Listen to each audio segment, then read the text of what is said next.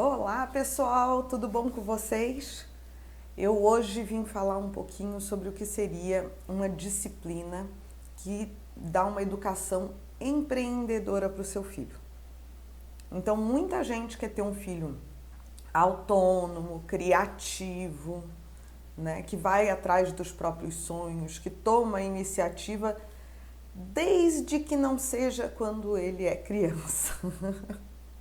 A gente tem muita dificuldade de permitir que a criança crie coisas ou experimente coisas, porque na verdade, como dá um trabalho danado de cuidar de criança, a gente tem a tendência de querer que eles obedeçam e pronto, porque já dá trabalho suficiente obedecendo, e eu sempre brinco que criar a criança independente dá 3 vezes mais trabalho em certos aspectos, porque em outros, como a criança acaba se resolvendo sozinha em muitos aspectos, eu sempre falo, hoje em dia tem 3 crianças que das coisas delas, elas dão conta todo dia e eu não preciso ficar tão em cima, eu dou uma supervisionada geral, tá?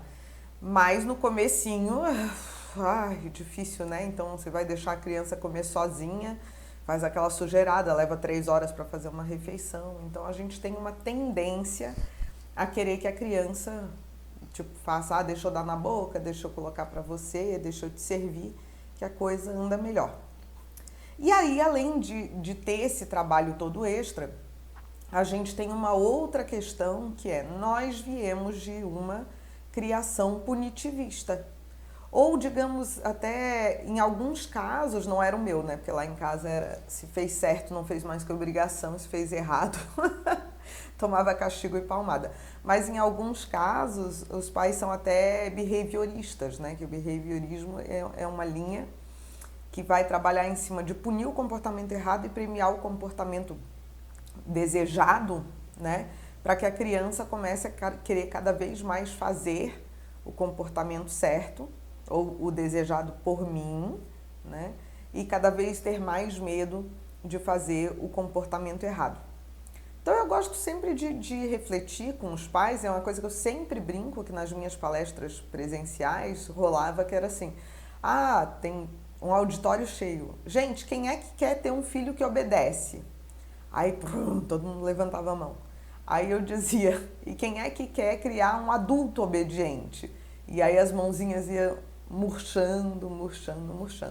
Quando a gente vai criar um filho, a gente precisa pensar quais são as habilidades que eu quero que ele desenvolva, né? Que é esse o caminho que eu vou dar para ele. Então, eu quero que meu filho seja criativo. Então eu não posso punir o meu filho por ele tentar coisas diferentes. Ontem eu estava orientando um casal que vai fazer a filha dormir na cama, eu disse, olha, sua filha vai tentar descer da cama algumas vezes, você vai dar beijinho, botar de volta. Normalmente eles não testam mais do que 470 vezes, entendeu? Não passa disso. Mas às vezes a criança pega e coloca só o pé para fora da cama e fica olhando para sua cara, assim, como quem diz. Aí a mãe até brincou, é a cara dela fazer isso. E aí muita gente interpreta isso como um desafio, ele está me desafiando e cruzando o limite. Eu digo, não, seu filho só é um cientista e ele já entendeu que se ele sai da cama, você vai colocar de volta, mas ele quer saber o que vai acontecer se ele puser só o pé para fora, né? Então ele vai testar várias possibilidades, vai tentar vários comportamentos diferentes, vai tentar diversas estratégias para conseguir o que ele quer. É o que todos nós fazemos na vida. Seu filho não é manipulador, seu filho não é... Se eu tento conseguir um negócio de um jeito e eu não consigo, é natural que eu pare, replaneje e tente de outro jeito. Seu filho só é empreendedor, ele está tentando várias formas para conseguir os objetivos dele, tá? Então, quando eu crio um adulto responsável, eu estou querendo que ele tenha senso de responsabilidade. Então, filho, você pode treinar as coisas, testar as coisas, mas as coisas têm consequências. Então, eu posso tentar uma determinada estratégia e me estrumbicar, entendeu? É mais ou menos isso que a gente vai ensinar para o filho. E conforme ele vai tendo essa experiência, ele vai aprendendo a pesar e a dosar essas coisas. Então não adianta você evitar, você dizer assim, não faz isso porque vai machucar. Se você nunca deixar o seu filho sofrer a consequência, e aqui, pelo amor de Deus, gente, a gente não está falando de enfiar o dedo na tomada nem se pendurar na janela, né? Mas a gente vai falar dentro de um risco controlado, você deixar que o seu filho sinta as coisas e arque com as consequências daquilo que ele está fazendo. Porque se a gente não faz isso, a gente está sendo autoritário. E aí agora aqui eu vou falar uma coisa que os pais ficam muito surpresos, tá? A gente tem um autoritarismo clássico, que é, vai fazer porque eu quero, porque eu tô mandando, porque eu sou sua mãe, eu sou seu pai e você tem que me obedecer.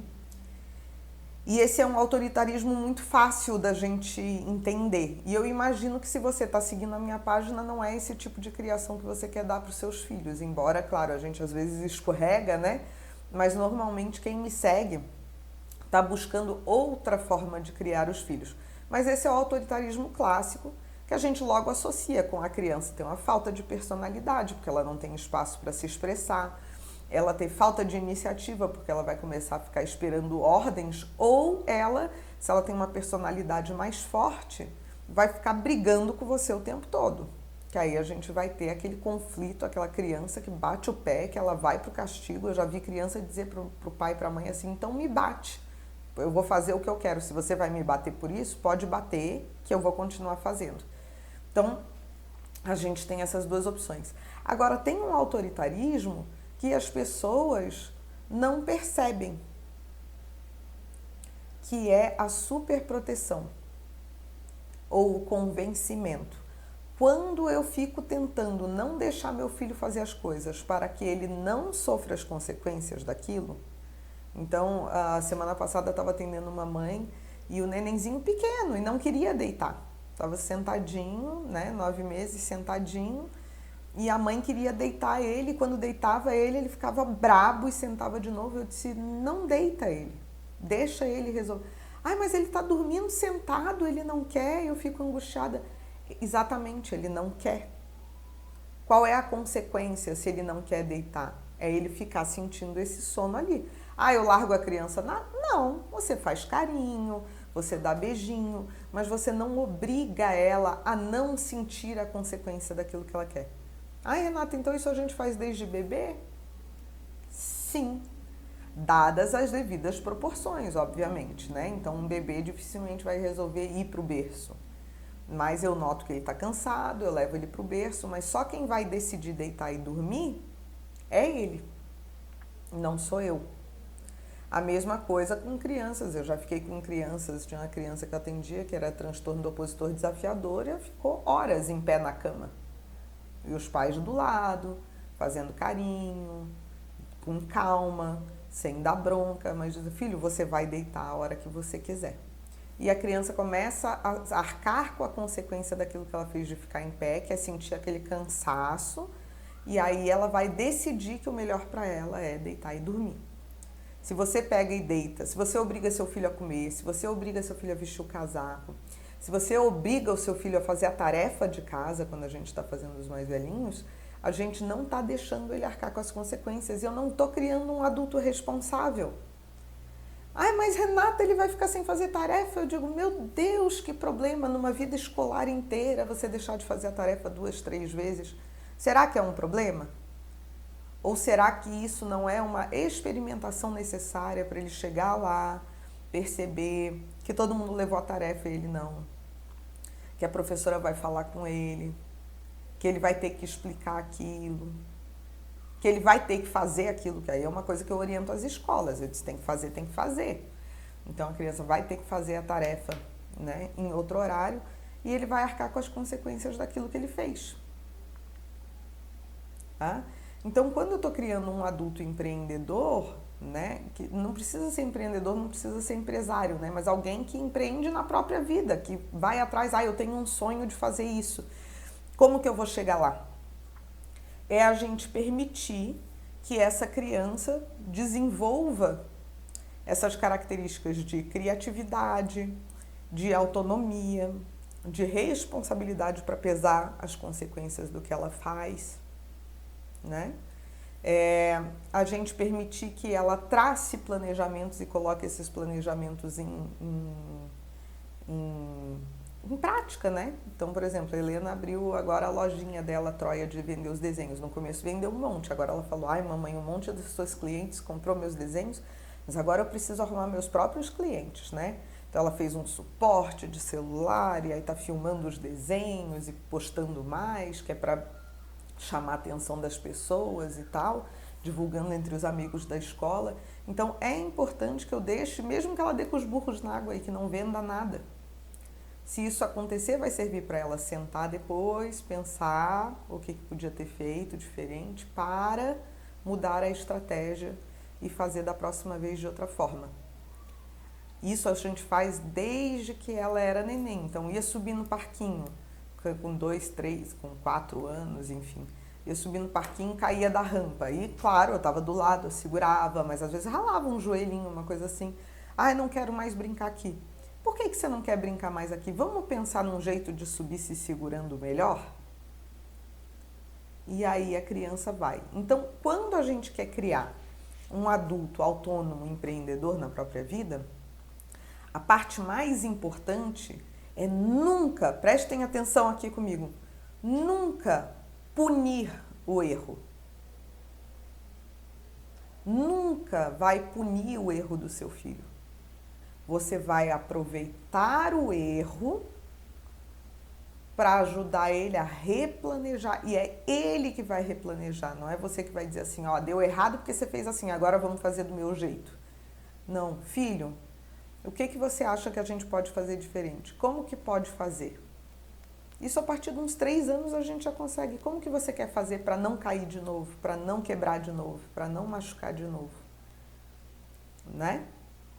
E permitam, gente, desde que não vá ter uma consequência gravíssima de a criança vai morrer, como eu digo, né? Subir numa janela, enfiar o dedo na tomada, permita que seu filho arque com as consequências do que ele está fazendo, nem que seja um joelhinho ralado, né? Quando vai aprender a andar de bicicleta, por exemplo, não vai cair? Vai cair, permita. E quando ele chorar, pega e diz, vem cá, filho, se acalma, vamos acalmar e vamos tomar cuidado e vamos fazer de novo, né? Que o americano chama de get back on the horse, quer dizer, sobe de novo no cavalo e vamos embora. Porque a vida é assim, gente. A gente tem que ensinar os filhos em doses homeopáticas, que a gente erra, a gente toma o baque, a gente se acalma, a gente replaneja e a gente parte para outra tentativa. Seja daquela mesma coisa ou de outra, enfim, mas você tem que seguir. Tá? Então pensem, sempre que você for disciplinar o seu filho, e é isso que eu quero fechar aqui com essa reflexão, sempre que você for disciplinar o seu filho, eu quero que você pare e pense, eu estou querendo só que ele obedeça ou eu estou ajudando ele a criar uma habilidade que vai ajudar ele a ser um adulto autônomo e responsável no futuro. Se você está castigando o seu filho, provavelmente você está só querendo que ele obedeça. E aí é que eu falo que a gente vira uma chavinha na cabeça quando a gente começa a olhar por esse outro prisma. E aí vai ficar muito mais fácil você saber como é que você tem que fazer ou qual atitude você tem que fazer para disciplinar o seu filho.